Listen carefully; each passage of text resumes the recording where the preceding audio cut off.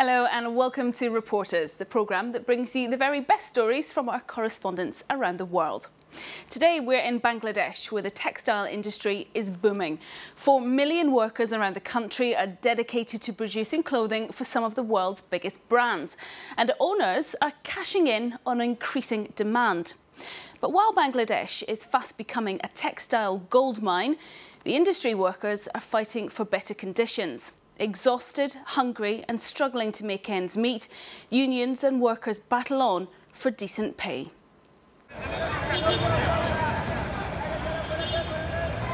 Dhaka, the capital of Bangladesh, a chaotic, sprawling, congested city of 12 million. Bangladesh is one of the poorest countries in the world. It is counting on a new sector to drive its economy, the textile industry. Bangladesh wants to compete with China. It has become the world's 4th exporter of ready-to-wear clothing.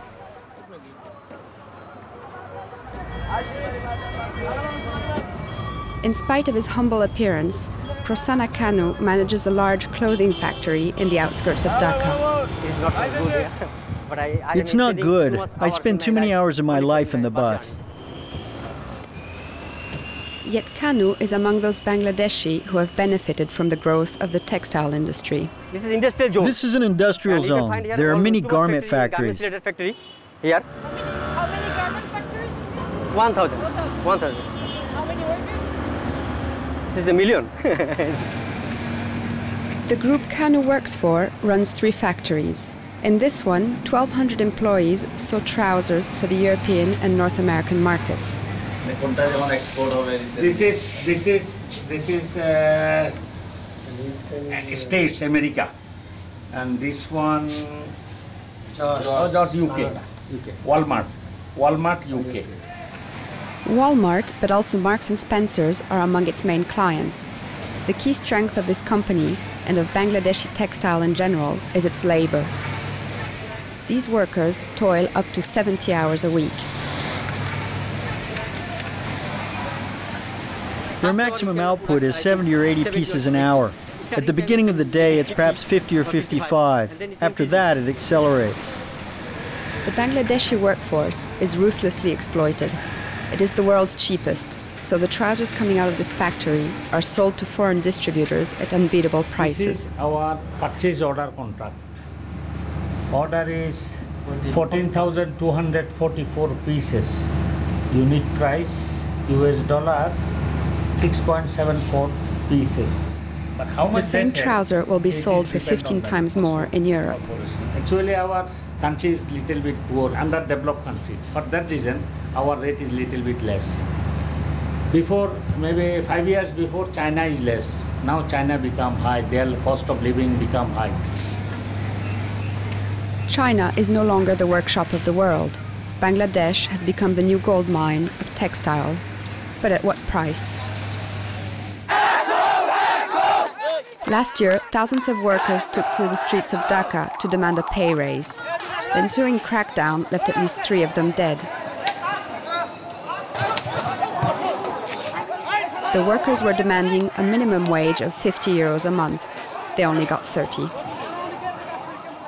Economically, I don't think that the minimum wage which had been fixed was the only option. Government always acts in response to various lobbies and pressure groups. In case of this garment industry, there are 23 members of parliament who are garments owners. In the whole parliament, 53% is businessmen. So naturally, the other business people are also against having a higher minimum wage, because higher minimum wage will be affecting everybody. In the streets of Dhaka, stands are overflowing with goods, but inflation puts most foods out of reach for workers. The price of rice, the local staple, has risen by more than 30% in 1 year.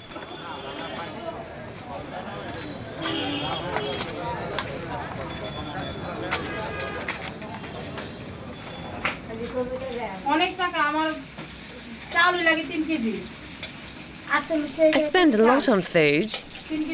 I need between 3 and 5 kilos of rice per day. And rice costs 48 takas a kilo. It's impossible to eat meat or fish every day. Meat's too expensive, 270 takas a kilo. I would love to be able to buy some, but it's impossible.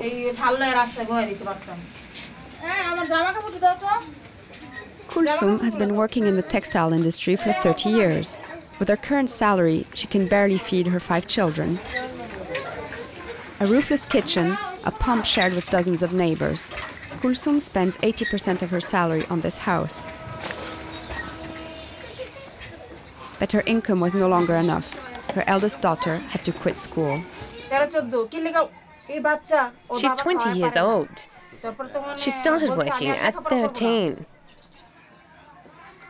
School cost too much, so she had to work. They wouldn't hire her at the factory.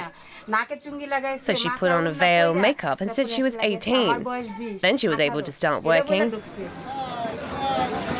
The young girl's salary finances her siblings' school fees. Because I'm old now, I'd like to stop, but I haven't got a choice. I have to pay for my children's studies. I want nothing for myself, I just want to give them an education. My life is already over. I believe education is important. I was not able to get one, I want them to have one.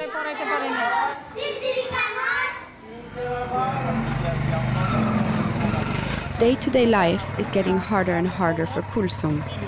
Her income has even decreased because of her age. Kulsum went to look for help at a labor organization.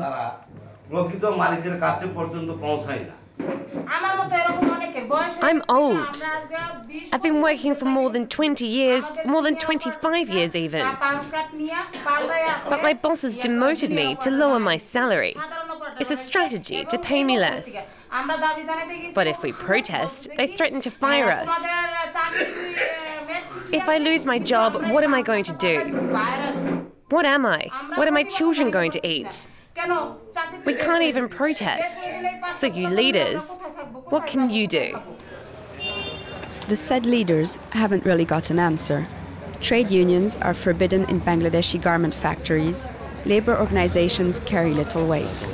Workers are hesitant about joining because they fear reprisals, and authorities clamp down on leaders. This is the textile workers leader, Mustafa Mishu. She is also president of the Democratic Revolutionary Party. She's been in prison since December the 13th.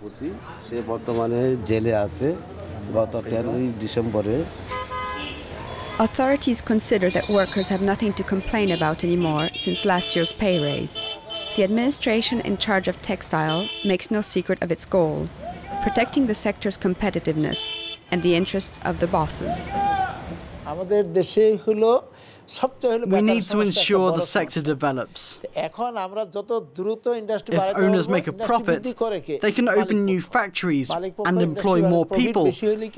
At this stage of our industrial development, there have to be profits for bosses to open new factories. And with this new salary, workers are satisfied. The government wants to reassure. Above all, foreign investors must not be scared away. But the workers are far from satisfied. You earn 40,000 takas, but how much do workers in your factory earn? In my factory, they earn 3,000 takas. And you think they can live with 3,000 takas? Do you know what staple foods cost in Bangladesh? A salary doesn't feed just one person. Take a worker, for example. If he has to keep a family of 4, 5,000 takas should be enough.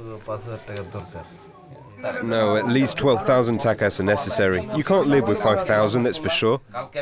Faisul Hakim, the leader of an opposition party, is trying to federate the workers' movement. Friends, listen. Today in this country, there are a few thousand bosses and 4 million workers in the textile sector. There are two parties, bosses on one side, workers on the other. The government lets its textile workers get killed. Should we accept it or revolt? We have to accelerate the revolution against these bosses. For now, Faisul Hakim's movement has only attracted 6,000 members. But Bangladesh's 4 million textile workers are facing daily hardships.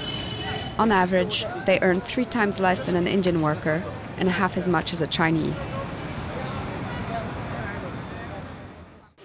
Well, that's it for this edition of Reporters. You can watch this story and, of course, all our other reports once again on our website. Just log on to france24.com. That's france24.com. Until next time, bye-bye.